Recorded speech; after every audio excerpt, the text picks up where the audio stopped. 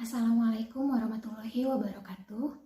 Alhamdulillahirrabbilalamin. Pada kesempatan ini kita akan sharing di acara launching Ruang 1000 APK dengan tema 1000 hari pertama kehidupan untuk selamanya.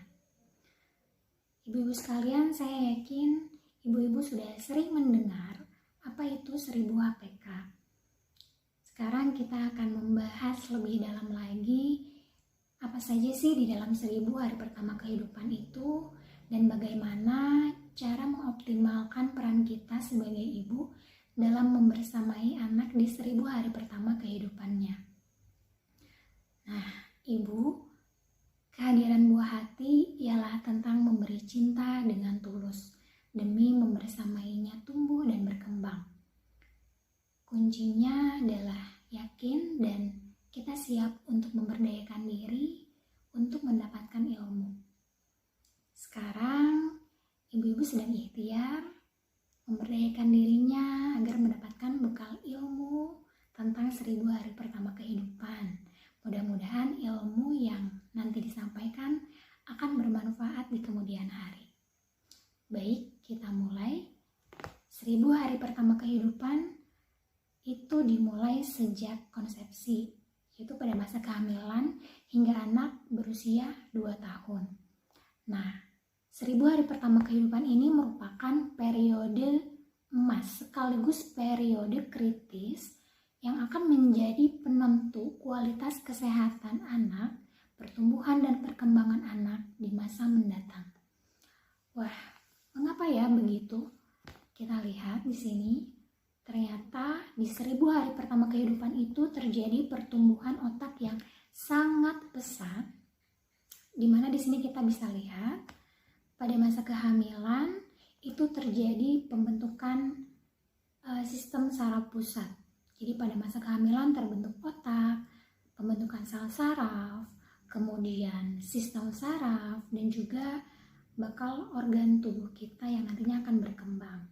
Setelah bayi lahir, di situ ada proses sinaptogenesis dan penyempurnaan yang optimal pada sistem saraf yang telah terbentuk tadi. Sinaptogenesis itu apa sih? Sinaptogenesis itu adalah proses terbentuknya koneksi atau sambungan antara sel-sel saraf yang telah terbentuk tadi pada saat kehamilan. Nah, untuk mendukung proses pertumbuhan otak ini, itu perlu didukung oleh asupan gizi yang baik dari segi makronutrien maupun mikronutrien. Makronutrien itu termasuk karbohidrat, protein, lemak, vitamin. Mikronutrien di dalamnya misalnya zat besi, kalsium, zinc, seperti itu. Kemudian juga harus diberikan stimulus atau rangsangan.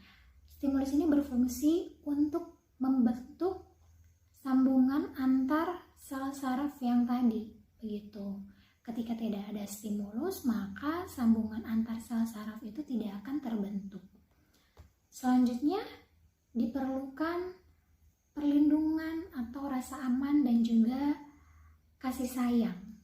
Jadi, lingkungan yang nyaman dan tenang itu akan mendukung proses pertumbuhan otak yang optimal, seperti itu.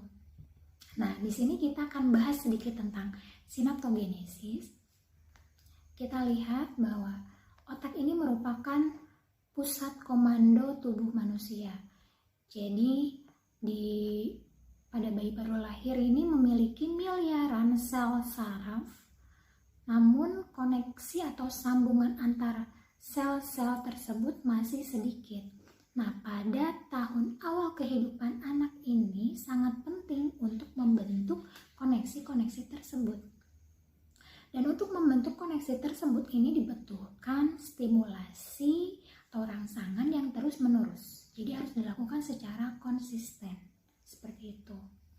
Stimulasi ini penting agar kemampuan otak anak semakin berkembang dan mencapai tingkat kecerdasan optimal yang sesuai dengan potensi genetiknya. Kemudian di sini ada hasil penelitian yang menunjukkan bahwa ternyata kekurangan gizi di 1000 hari pertama kehidupan ini akan berdampak pada kerusakan pertumbuhan otak yang bersifat permanen. artinya tidak dapat diperbaiki. Seperti yang telah kita tahu tadi, di 1000 hari pertama kehidupan itu terjadi pertumbuhan otak yang sangat pesat. Dan ketika saat itu nutrisinya kurang, maka akan terjadi gangguan pada proses pertumbuhan otak tersebut. Hasil penelitian ini juga menunjukkan bahwa anak dengan stunting atau perawakan pendek itu dapat mengakibatkan ketika dewasa dia akan berperawakan pendek juga, dan juga akan mempengaruhi kemampuan kognitif dan prestasinya menjadi rendah. Dan itu akan berdampak pada produktivitasnya, kualitas sumber daya manusianya jadi rendah, sehingga tentunya akan berdampak pada kemampuan ekonomi seseorang tersebut. Seperti itu. Kita lihat dampak kekurangan gizi di sini. Kita mulai dari ibu hamil ya. Seorang ibu hamil yang mengalami anemia atau kekurangan energi kronis, dia akan menyebabkan terjadinya pertumbuhan janin terhambat. Dan nantinya ini akan melahirkan bayi dengan berat badan lahir rendah. Selanjutnya ketika tidak ditangani, ini akan menyebabkan balita dengan gizi buruk, berat badan di bawah garis merah, atau mungkin terjadi stunting. Dan apabila tidak ditangani juga, itu akan berdampak pada masa usia sekolahnya, terjadi penurunan pada kemampuan kognitifnya, prestasinya rendah. Kemudian setelah itu belum selesai pada masa dewasa, seperti penelitian tadi, produktivitas menjadi rendah, kualitas SDM menjadi rendah.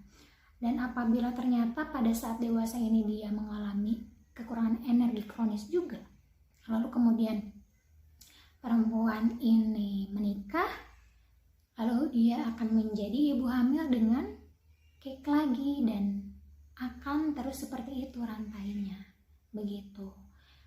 Nah ini ketika lansia bisa saja terjadi penyakit kronis seperti itu. Inilah mengapa 1000 hari pertama kehidupan ini untuk selamanya. Ketika ada masalah kesehatan di satu periode, itu akan berdampak pada kesehatan di masa periode selanjutnya. Seperti itu. Lalu apa sih yang harus diperhatikan untuk mengoptimalkan 1000 hari pertama kehidupan anak kita? Ya, yang pertama kita akan membahas kehamilan. Jadi ini menurut rekomendasi WHO pada tahun 2016, WHO merekomendasikan ibu hamil harus memperhatikan asupan nutrisinya, baik itu makronutrien ataupun mikronutrien, termasuk di dalamnya suplementasi asam folat dan zat besi. Nah, ternyata zat besi ini tidak hanya berfungsi untuk mencegah perdarahan pada persalinan, tetapi ternyata zat besi yang dikonsumsi ibu selama hamil itu bisa menjadi sebagai cadangan bayi sampai dia usia 6 bulan. Jadi zat besi ini tidak hanya bermanfaat untuk ibu, tetapi juga untuk bayinya, seperti itu. Asupan gizi juga harus diimbangi dengan aktivitas fisik. Kenapa? Karena untuk mencegah terjadinya berat badan yang berlebih pada ibu selama hamil, seperti itu. Lalu selanjutnya apa? Ibu hamil harus menjaga kestabilan emosi. Pada saat kehamilan itu terjadi perubahan fisik, perubahan psikologis, sehingga ibu perlu beradaptasi terhadap perubahan-perubahan yang terjadi selama kehamilan. Ibu hamil yang stres ini akan berpengaruh terhadap janinnya, karena janin ini sangat sensitif, sehingga ibu ini harus mengoptimalkan emosinya agar stabil, seperti itu. Selanjutnya pemeriksaan kehamilan. WHO merekomendasikan pemeriksaan kehamilan itu sebanyak 8 kali. Yang paling banyak itu di trimester ketiga, yaitu sebanyak 5 kali. Kenapa? Karena trimester ketiga ini lebih besar kemungkinannya terjadi komplikasi kehamilan. Karena itu dianjurkan untuk lebih sering memeriksakan kehamilan di trimester ketiga untuk mendeteksi dini komplikasi kehamilan yang mungkin terjadi, sehingga bisa dilakukan penata laksanaan sedini mungkin. Selanjutnya USG. Apa sih harus USG? Nah, ternyata WHO ini merekomendasikan USG ini sebelum usia 24 minggu. Tujuannya apa? Untuk memastikan usia kehamilan, kemudian memastikan tidak ada kelainan pada janin, dan memastikan apakah ada kehamilan kembar atau tidak.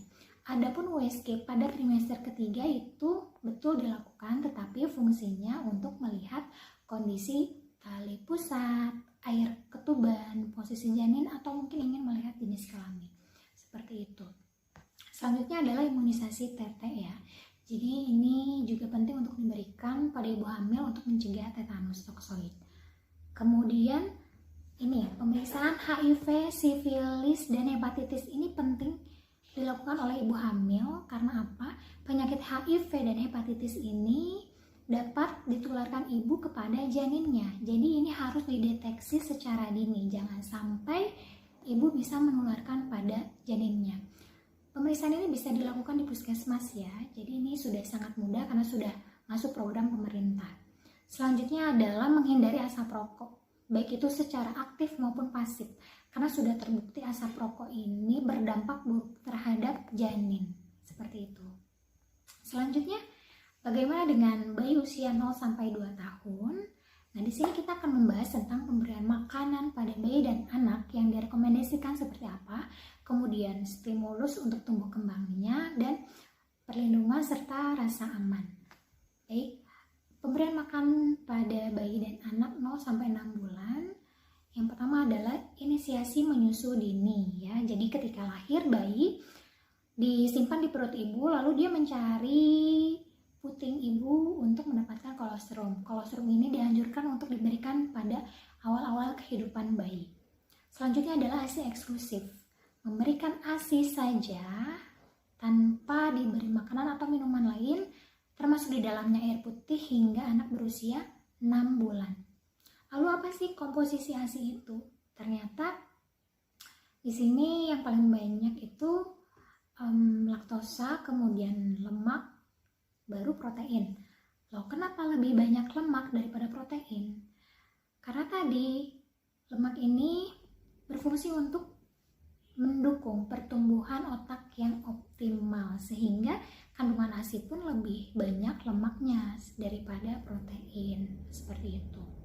Dan sesuai rekomendasi menyusui ini dilanjutkan hingga 2 tahun atau lebih ya.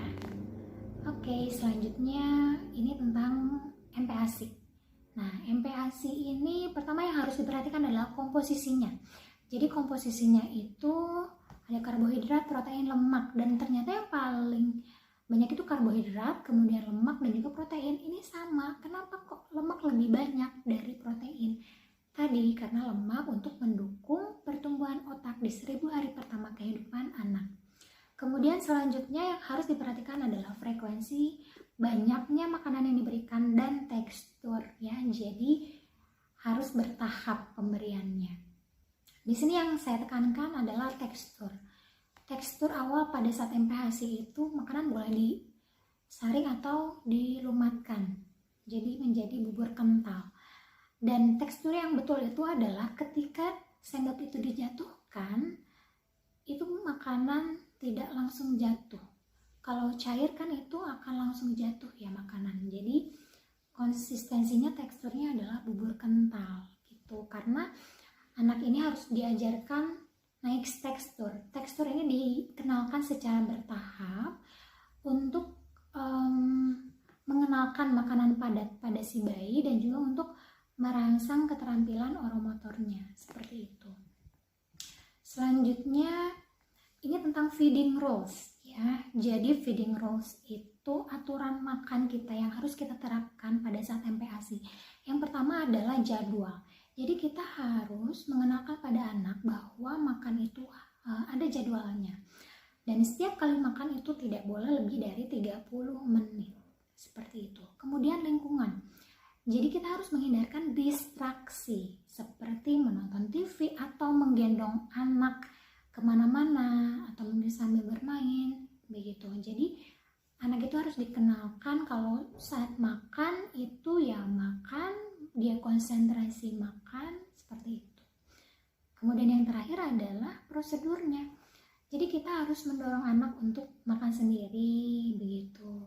Apabila dia tidak mau, kita jangan memaksa. 15 menit, 20 menit dia tidak mau makan, maka kita harus berhenti membujuknya. Nanti kita coba lagi. Seperti itu ya, feeding rules-nya. Selanjutnya adalah perawatan kesehatan pada usia 0-2 tahun ini apa saja. Jadi selain diperhatikan nutrisinya, itu harus diperhatikan pemantauan pertumbuhan. Jadi anak itu harus ditimbang berat badan, panjang badannya harus diukur setiap bulan sehingga kurvanya itu dapat terlihat apakah naik atau mungkin ada turun, seperti itu. Selanjutnya adalah pemberian vaksinasi untuk membentuk kekebalan tubuh anak sehingga dia tidak mudah terserang penyakit. Selanjutnya adalah pemberian vitamin A ya.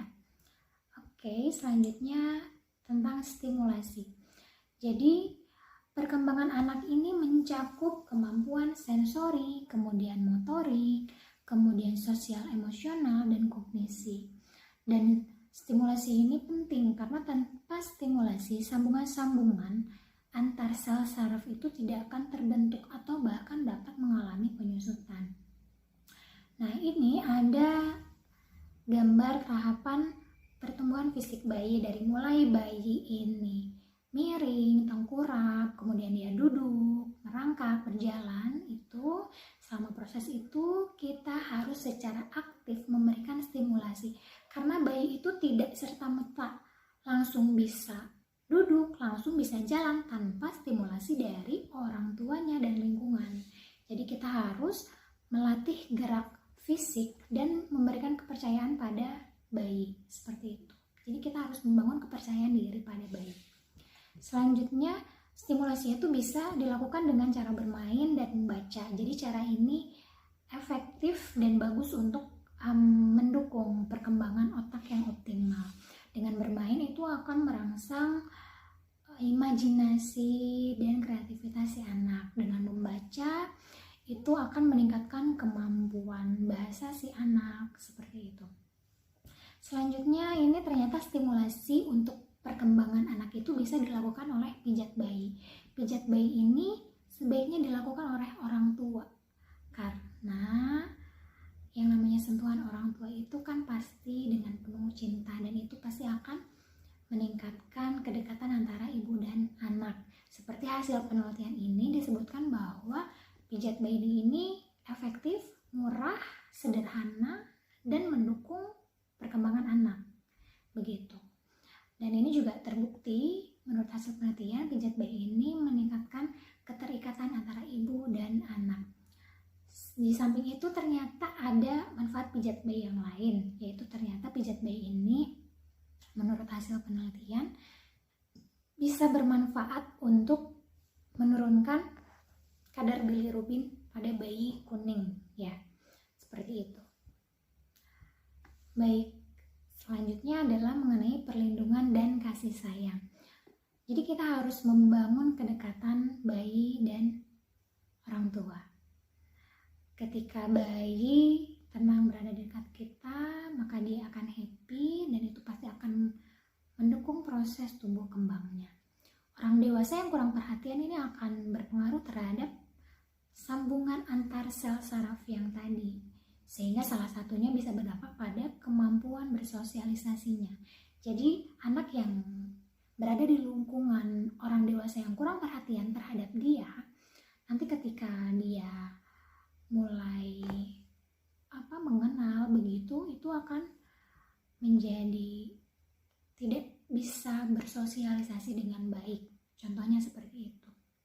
Selanjutnya kita harus membentuk sebuah lingkungan yang tenang, teratur, dan bebas dari segala hal yang membuat anak tertekan. Intinya kita harus memberikan perlindungan, rasa aman, dan kasih sayang